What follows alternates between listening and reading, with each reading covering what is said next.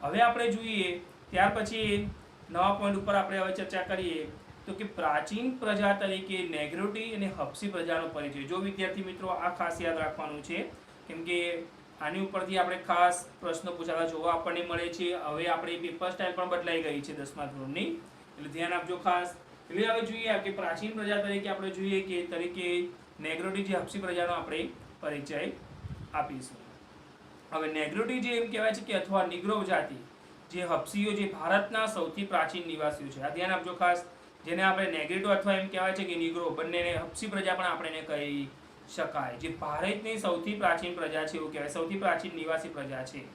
કેટલાક ઇતિહાસકારોનું એવું માનવું છે કે નેગ્રોટો અથવા નિગ્રો જે હબ્સીઓ એ આફ્રિકામાંથી બલુચિસ્તાનના રસ્તે થઈને એમ કહેવાય છે કે ભારતમાં પહોંચ્યા છે, કે ભારત આવેલા છે. તેમની વિશેષતા જાણીશું આપણે નિગ્રોની. તેમની વિશેષતા છે તેઓ વર્ણે શ્યામ, 4 થી 5 ફૂટ ઊંચા અને માથે વાંકડિયા વાળ ધરાવતા હતા. આ એમની વિશેષતા છે. પરીક્ષામાં પૂછાય છે, ઘણી વખત વિકલ્પોમાં પૂછાય કે પછી આપણે જોડકામાં પૂછાય, તો એની વિશેષતા આપણે ખાસ ધ્યાન આપીશું. પહેલાં તો કે તેઓ એમ કહેવાય છે વર્ણે શ્યામ, 4 થી 5 ફૂટ ઊંચા અને માથે વાંકડિયા વાળ ધરાવતા હતા. ત્યાર પછી આપણે જોઈએ દ્રવિડ સંસ્કૃતિની વિગતો આપણે આપીએ. તો હવે આપણે જોઈએ કે દ્રવિડ સંસ્કૃતિમાં દ્રવિડ એમ કહેવાય છે કે આપણે જોઈએ મૂળ ભારતના વતની હતા. એમ કે ભારતના હતા, કે ભારતના વતની. તેઓ સિંધુ ખીણની જે સંસ્કૃતિના સર્જકો અને પાષાણ યુગની સંસ્કૃતિના સીધા વારસદાર મનાય છે.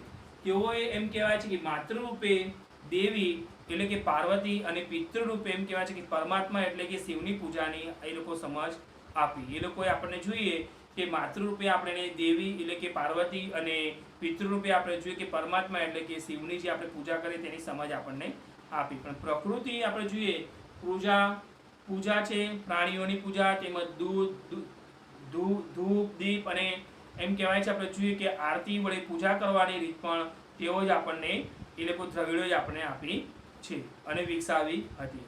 તેઓ માતૃમૂલક એટલે કે માતૃપ્રધાન અને કુટુંબ પ્રધાન ધરાવતા હતા. એટલે ત્યાર પછી જોઈએ તેમણે આકાશી ગ્રહો છે, હોળી, તરાપા અને કાંતવું, વણવું. પછી આપણે જોઈએ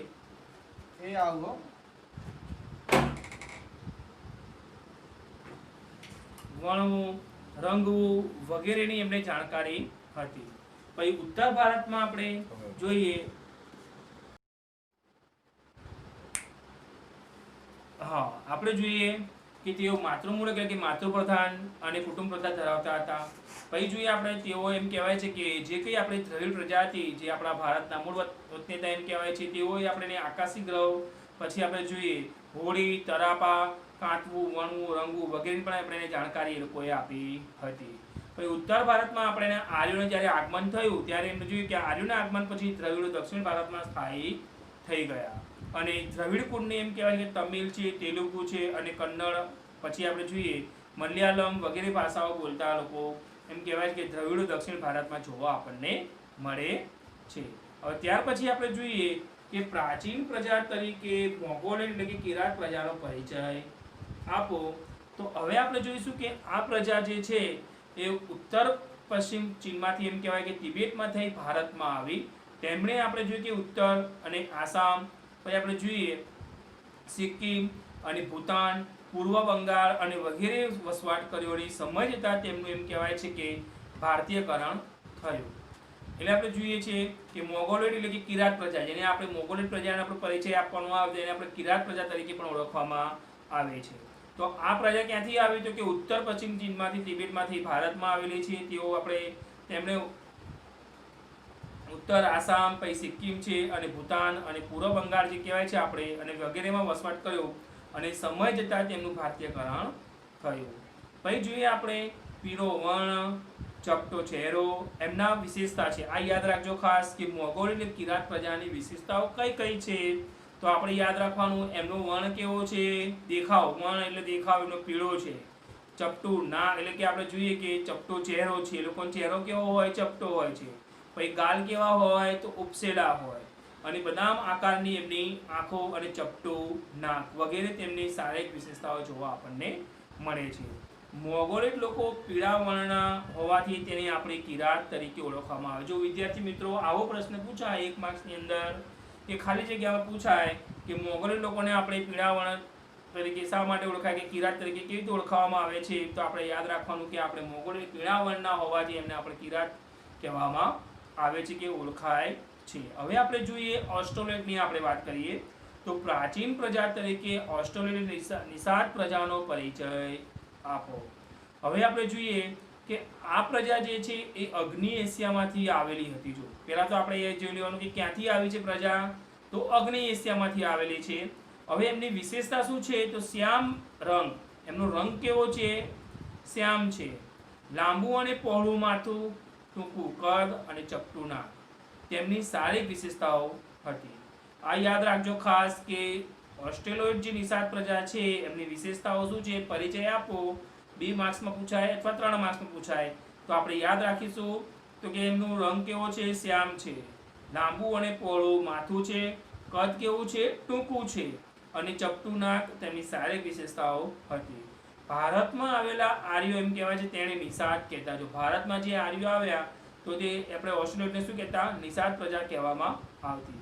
ભારતની કોલ અને મુંડા જાતિઓ આપણે જોઈએ અને એમ કહેવાય છે કે અસમની ખાસી પ્રજાઓ અને નિકોબાર અને એમ કહેવાય છે આપણે હાલનું જે મ્યાનમાર એટલે કે બ્રહ્મદેશ, નિકોબાર અને બ્રહ્મદેશ જે હાલનું મ્યાનમાર તરીકે ઓળખે છે આપણે, એની જાતિઓમાં પણ આ પ્રજાનો મોટા લક્ષણો આપણને જોવા મળે છે.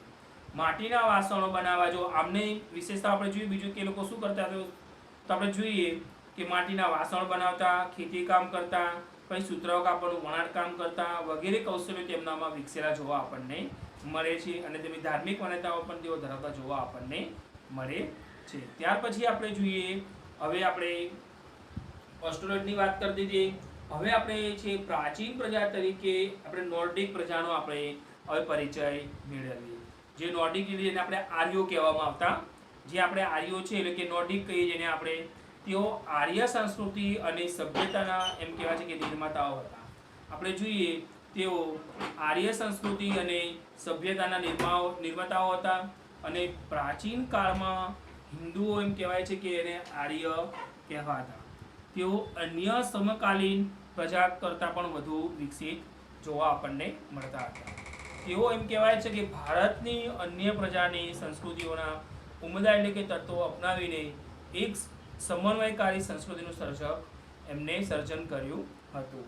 આર્યો એ પ્રકૃતિ પ્રેમી હતા અને તેઓ વૃક્ષો, નદીઓ, પર્વતો, પછી આપણે જોઈએ સૂર્ય, વાયુ, વરસાદ વગેરેની પણ પૂજા આરાધના કરતા હતા. હવે આપણે જોઈએ તેમણે પ્રકૃતિના તત્વોની આપણે જોઈએ કે શ્રુતિઓ પણ રચી હતી. સમય જતા તેમાંથી યજ્ઞ યાગાદી એટલે કે ધાર્મિક ક્રિયાઓ પણ ભારતમાં શરૂ થઈ હતી. આર્યોની મુખ્ય વસ્તી વાળા પ્રદેશોને આપણે આર્યવત નામ આપવામાં આવતું. આ ખાલી જગ્યામાં પૂછાય છે વિદ્યાર્થી મિત્રો અત્યારે નવી પેપર સ્ટાઇલ મુજબ, એટલે આપણે યાદ રાખીશું કે આર્યોની જે મુખ્ય વસ્તી વાળા પ્રદેશને આપણે આર્યવત નામ આપવામાં પણ આવ્યું હતું. અને આર્યો એ શરૂઆતમાં આપણે જોઈએ કે વાયવ્ય એટલે કે ભારતમાં રહેતા હતા, પણ ત્યાં 7 મોટી નદીઓ જે આપણી છે એ વહેતી હતી. તેથી તે પ્રદેશને આપણે સપ્ત સિંધુ, જે 7 નદીઓ જે સંગમ થયો હતો એટલે કે સપ્ત સિંધુ નામ આપવામાં એને આવ્યું હતું. પછી જોઈએ આપણે આગળ, આર્ય એ રાજા ભરત કે એમ કહેવાય છે કે આપણા ભરત એટલે કે જાતિના નામ પરથી આપણે દેશ એટલે કે ભરત ભૂમિ અને ભરતખંડ. આ વિદ્યાર્થી મિત્રો યાદ રાખજો કે આપણે આર્ય રાજા જે ભરત હતા આપણા, જે આપણે રામાયણમાં જોઈએ છે કે જે ભરત રાજા હતા, એ ભરત રાજા એટલે કહેવાય છે કે ભરત જાતિના નામ પરથી આપણે આપણા ભારતનું એમ કહેવાય છે કે ભરતખંડ, ભારત વર્ષ કે ભરત જેવા નામોથી આપણે ઓળખવા લાગ્યા છે. જે ભારત દેશને તેના પરથી નામ પડેલું જોવા આપણને મળે છે કે ભરત રાજા જે હતો એના પરથી આપણે ભરતખંડ છે, પછી ભરત ભૂમિ છે અને ભારત વર્ષ એટલે કે ભારત નામ પાડવામાં આવ્યું હતું. હવે આપણે જોઈએ તો નવો મુદ્દા આપણે જોઈએ કે પ્રાચીન પ્રજા તરીકે અલ્પાઇન, ડિનારિક અને આર્મેનોઇડ પ્રજાનો પરિચય આપો.